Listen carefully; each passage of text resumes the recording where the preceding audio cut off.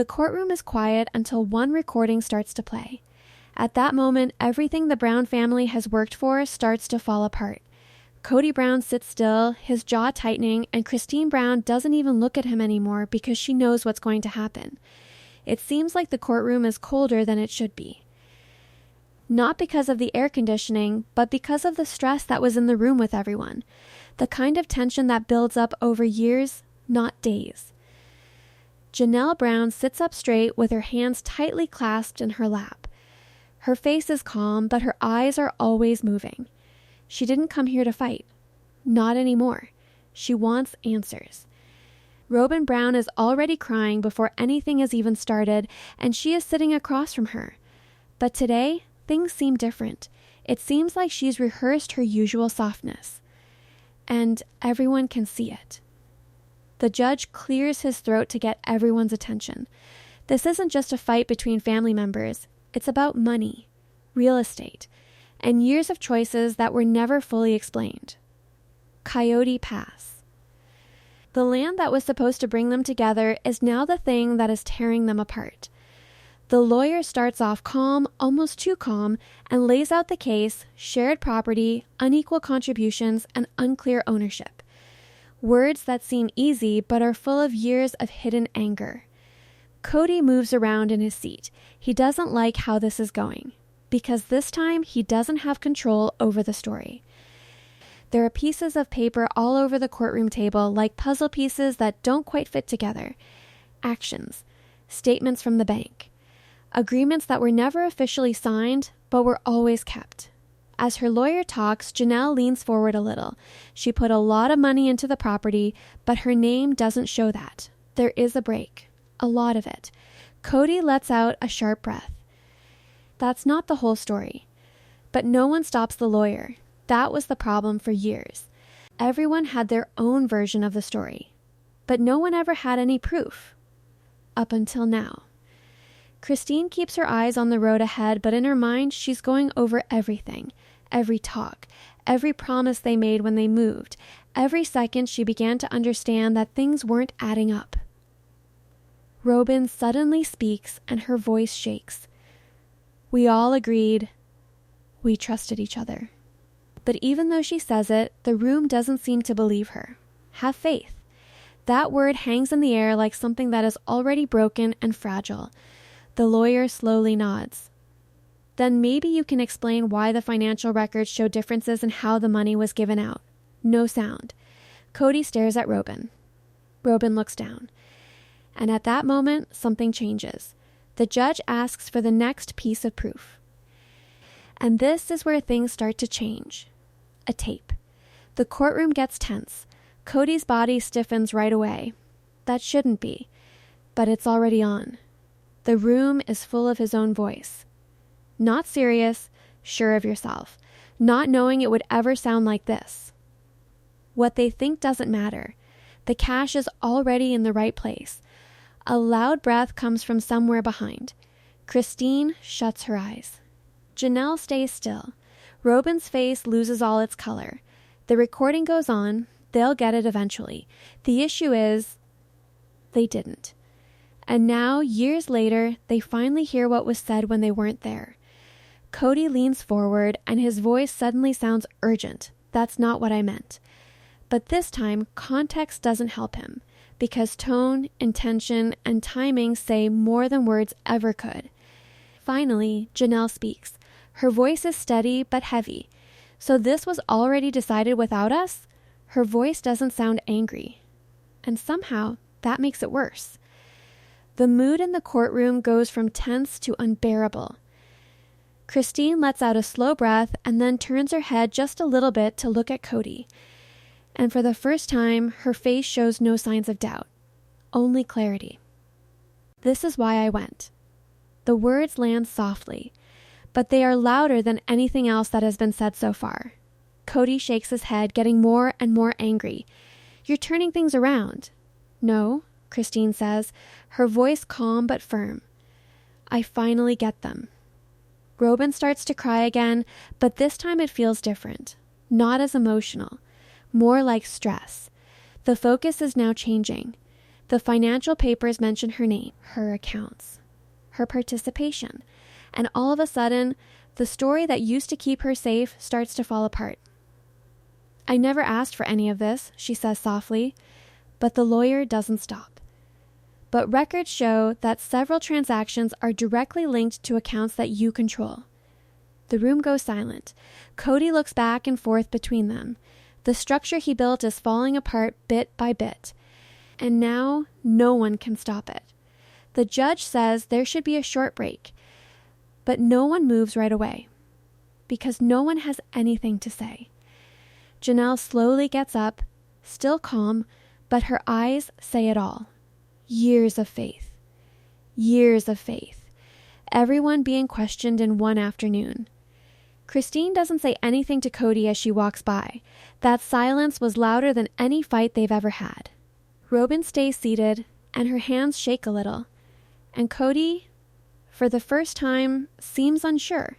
Not on the defensive, not in charge, just not sure. That's what makes this moment so dangerous. When control slips, the truth takes over. The camera in your head pulls back the court, the faces, the space between people who used to call each other family. And right before the scene goes dark, the lawyer quietly gets the next file ready. One that hasn't been opened yet. One that might change everything again. After the short break, the courtroom settles back into place, but the air feels different, heavier, and more dangerous, as if everyone now knows that this isn't about confusion or miscommunication anymore, it's about intention.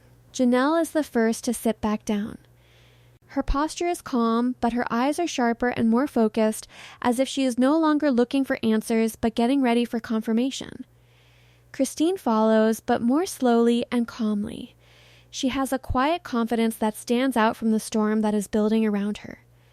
Robyn takes a moment before sitting down, and her movements are smaller than they were before, almost hesitant. Kody comes in last, and even though he tries to hide it with a stern look, it's clear that he's not as confident as he was before. The judge nods for the proceedings to continue.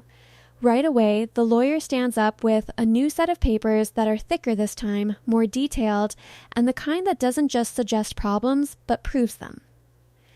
He starts to speak in a calm, steady voice, laying out a timeline of money transfers, property allocations, and verbal agreements that were never written down but were mentioned over and over again. As he connects each piece, the pattern becomes impossible to miss. Janelle listens without blinking, her fingers tightening together a little. Christine's gaze drops for a moment as she takes in the weight of it all, and Robyn's breathing becomes uneven, her calmness slipping through small, almost invisible cracks. Kody interrupts once, trying to change the story by saying that decisions were made for the good of the family. But the words sound weaker now, less convincing, as if even he knows they don't have the same power anymore. The lawyer stops for a moment and then makes an important point. The money that was supposedly pooled equally was actually given out unevenly over time, with some accounts getting a lot more help than others. These accounts all lead back to the same place over and over again. Robyn's hands shake a little in her lap, and she shakes her head before the question is even asked.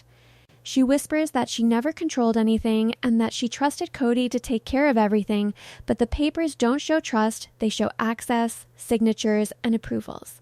The tension in the room rises like a wire, and even the smallest noise, a chair moving, a quiet breath, feels louder. And just when it looks like the truth is finally coming together, another layer starts to open up that no one was ready for. The lawyer talks about a private meeting that happened years ago, wasn't filmed, and wasn't shared. Everyone involved remembers it differently, and now there is proof that contradicts what was said publicly afterward, such as notes, timestamps, and a follow-up transaction. Christine finally looks up again, and her voice is steady as she talks about how she felt left out and how decisions seemed to be made before they even happened. This time, no one interrupts her because what she's saying is now backed up by the timeline in front of them. Janelle nods almost imperceptibly, as if pieces she tried to ignore for years are now falling into place, making a picture she can't unsee. Kody leans back and runs a hand through his hair. His frustration turns inward because every time he tries to explain, he finds another inconsistency or question that he can't easily answer. Robyn's voice cracks as she says she never wanted division and that she thought everything was fair. But the room doesn't respond to emotion the way it used to. Now it's about facts. The lawyer moves closer and lowers his voice a little to stress the last point of this part. The transfer happened just days after a big family fight. It gave control over a key part of the property, and it only needed the approval of 2 people. Again, silence falls, and this time it is heavier than before because everyone knows what it means. If decisions were made behind closed doors, then the family never really shared what they believed in. Janelle finally lets out a breath. Her calmness breaks just enough to show the pain underneath. It's not loud or explosive, but it's deep and undeniable. It's the kind of pain that comes from realizing you were part of something that wasn't completely honest. Christine closes her eyes for a moment, as if letting go of something she had been carrying for too long. Robyn shakes her head again and whispers that it wasn't supposed to look like this, that it wasn't meant to hurt anyone. Kody doesn't say anything this time because there's nothing left that won't make things worse. The judge watches closely, letting the moment sit, breathe, and settle into everyone present. Then he signals for the evidence to continue. As the next file is placed on the table, thicker than the last and untouched until now, a quiet realization spreads through the room. This isn't the end of the story, not even close. The more they learn about the truth, the harder it is for them to see the family they thought they were. The next file lands on the table with a quiet weight, and everyone in the room seems to know that this is where things stop being explainable and start being undeniable. This time, the lawyer doesn't rush. Instead, he slowly and carefully opens the folder, making everyone in the courtroom lean in without even realizing it. Kody's eyes are glued to the papers as he tries to read ahead and get back some control before the story gets away from him. Robyn, on the other hand, is completely still. Her earlier tears have been replaced by a tense silence that feels more revealing than any tears. Janelle moves a little, her calmness still there but thinner now, like a surface that is barely holding up under pressure. Christine watches everything with a quiet, almost painful clarity, as if this moment is confirming something she accepted long ago but never had the proof to explain. The lawyer starts by showing a series of internal communications, messages, emails, and notes that were never meant to be seen by anyone outside of a small group. As he reads certain lines out loud, the mood in the room changes from suspicion to shock. The messages show planning, not discussion, decisions, not agreements, and a structure that was already set up before it was ever shown to the rest of the family as a shared vision. Kody lets out a sharp breath and interrupts again, saying that these were just ideas and that nothing was set in stone without talking about it first. But the timestamps tell a different story, showing actions taken right after these exchanges that had a direct effect on ownership and financial control. Robyn finally speaks up, her voice low and almost weak. She says she doesn't remember these details because things were moving so quickly back then. The lawyer gently counters with her own signatures on several of the follow-up documents, and that's when Robyn's face changes, not into denial, but into something more like realization. And right then, when denial starts to turn into recognition, the whole meaning of the past starts to change. Janelle leans forward now, unable to stay still any longer. Her voice is calm, but it has a sharp edge that wasn't there before as she asks a simple question: why wasn't this ever shared openly? It's not an accusation yet, but it has enough weight to make the room quiet again.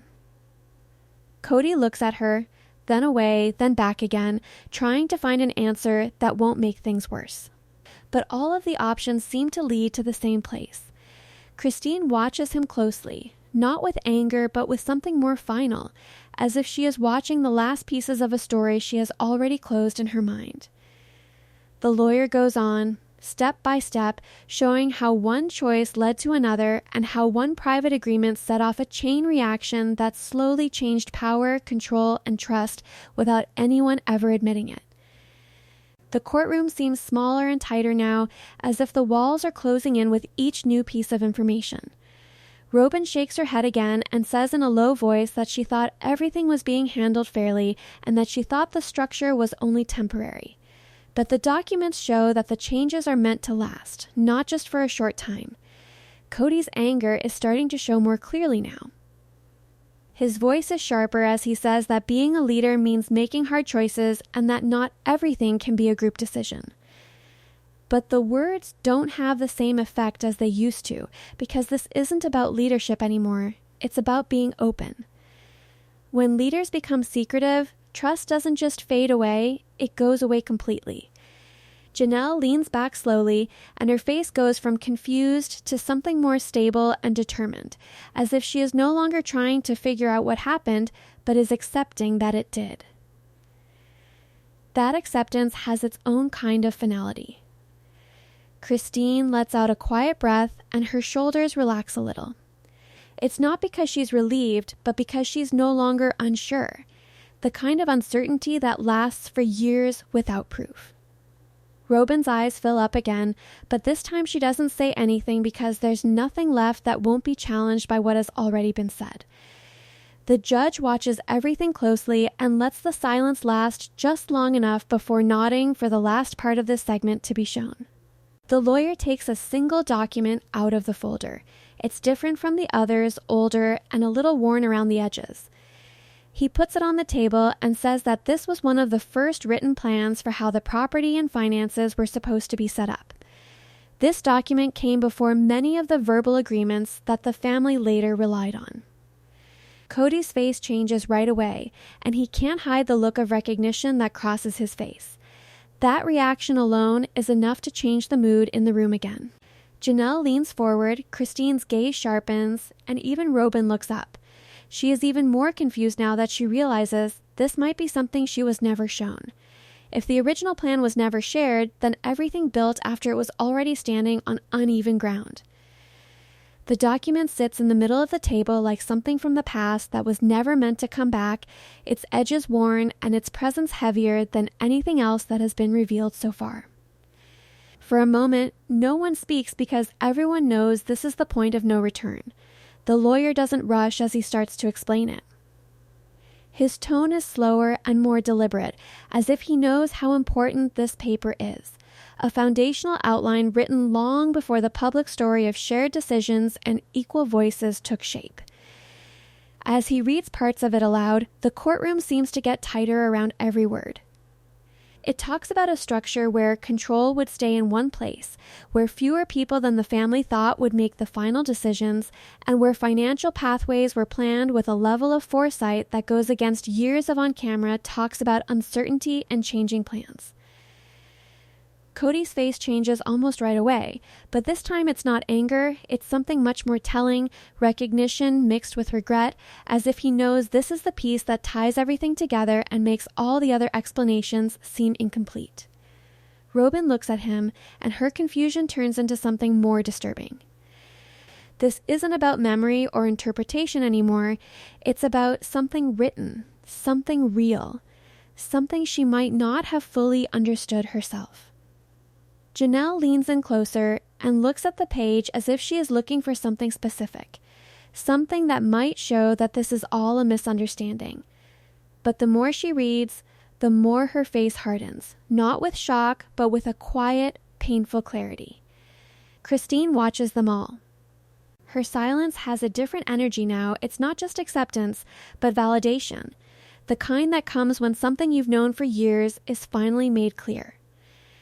And right here, as the original plan becomes clear, the difference between what was promised and what was meant becomes impossible to ignore.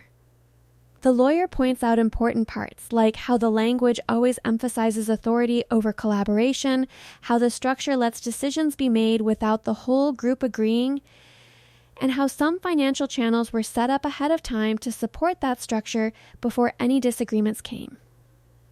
Up. Kody finally speaks, and his voice is quieter now and less defensive. He is still looking for a place to stand as he insists that plans change and that nothing is ever as rigid as an early draft. The problem is no longer flexibility, it's transparency, and this document goes against that. Robyn shakes her head slowly and says in a voice that is barely above a whisper that she doesn't remember seeing this version. She thought everything was built step by step with input from everyone, but the timeline doesn't support that belief. The realization begins to settle in her expression in a way that feels more genuine than anything else she's shown before. Finally, Janelle speaks again. Her voice is steady but heavier than ever. She asks why this wasn't shared when it mattered, why decisions that shaped years of their lives were based on something only a few people knew about. This time, there is no interruption and no immediate answer, because there isn't one that can undo what has already been revealed. When the foundation is hidden, every promise made on top of it starts to feel like a lie. The courtroom goes quiet, almost like it's too much, and everyone is left alone with their own version of the truth, which is now hitting something much more real. Christine slowly breathes out and looks down for a moment as if to acknowledge the last thing she needed to do to really let go of the past. Janelle sits back, her posture still calm, but her eyes are no longer searching. They've found what they were looking for, even if it's not what they wanted to see. Robyn's hands shake again, but this time she doesn't try to hide it. Whatever certainty she had is now falling apart in front of her, thread by thread. Kody stays still, which is strange for him. It seems like any movement might confirm what everyone is starting to believe, and that stillness says more than any argument he could make. The judge watches closely before nodding for the case to go on, but that simple motion feels heavier now because the case has gone from questioning actions to questioning intent. The lawyer slowly closes the document and puts it back on the table with a quiet sense of finality. Instead of stepping back, he adds one last thing to this section, a link between this original plan and a series of later transactions that follow its structure exactly, showing that this wasn't just an idea that faded over time, but a blueprint that was quietly followed. At first, the realization comes in waves, slowly at first, then all at once, as the pattern becomes clear. If the plan was always followed, then nothing that happened after that was really an accident. And as that thought settles into the room, heavier than anything before it, the distance between the people sitting there grows even wider, not physically, but emotionally, as if they're no longer part of the same story at all, and just before the moment can fully settle, the attorney reaches for the next file, one that promises not just explanation, but confrontation, leaving everyone with the same unspoken question hanging in the air. What happens when the truth doesn't just expose the past, but demands something in return? The next file doesn't just seem important, it seems dangerous. It seems like something that will not only explain what happened, but also force everyone in the room to finally face each other without the safety of distance or denial. When the attorney puts it on the table, no one looks away this time because they already know that whatever is inside will change how this ends.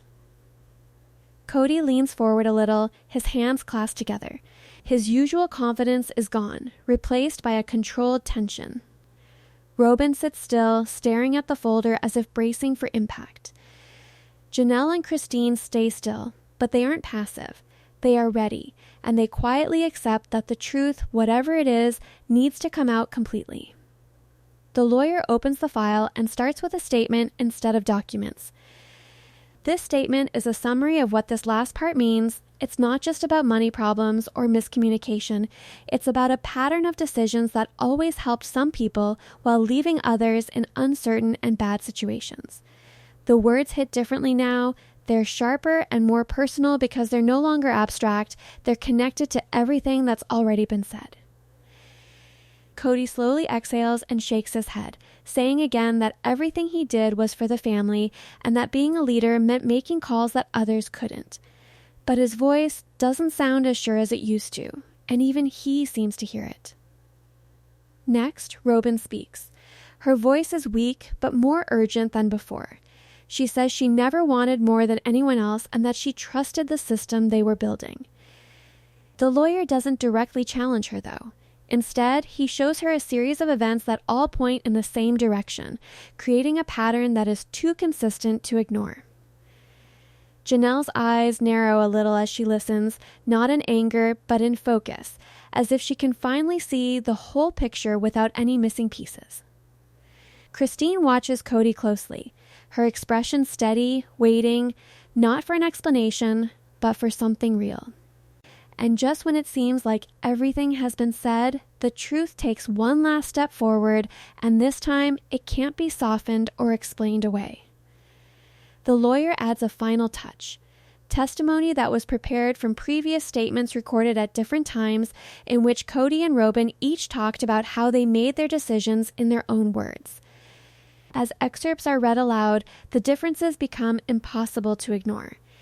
In one moment, decisions are said to be made by everyone, while in another, they are said to be made by a smaller group for efficiency. When these two ideas are put next to each other, the contradiction is clear, not just in wording, but also in intention. As each line is read, the room gets quieter. The weight of those contradictions settles over everything like a final layer that connects all the other pieces. Robyn's eyes fill up again, but this time she doesn't say anything because she knows that there is no longer a version of events that fits perfectly. You can see this in the way she lowers her gaze. Kody leans back slowly and his face is no longer defensive but conflicted, as if he is stuck between the version of himself he believed in and the one that is now being shown to everyone. Finally, Janelle speaks. Her voice is calm, but it has a lot of emotion in it that hasn't come out until now.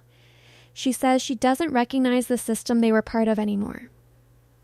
What she thought was shared responsibility now feels like something else, something she was never fully a part of. Christine nods a little and says in a softer voice that knowing the truth doesn't make it hurt less, but it does make it clearer, and that clarity changes everything. When confusion turns into clarity, the pain doesn't go away, it just becomes undeniable. The judge carefully watches the exchange before asking if there is anything else to present. For a moment, it seems like this might be the end of the revelations, the point where everything has finally been laid out. But the attorney hesitates, then reaches back into the file and pulls out one last piece, a brief, almost overlooked record, something smaller than everything else, but somehow carrying even more weight because of its timing.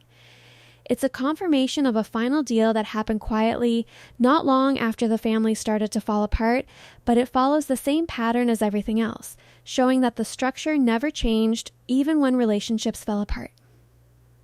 This time, the realization doesn't come as a shock, it comes as confirmation, the kind that sinks in and stays there. Kody looks down and doesn't say anything. Robyn closes her eyes for a moment, as if she is trying to figure out something she can't fully explain.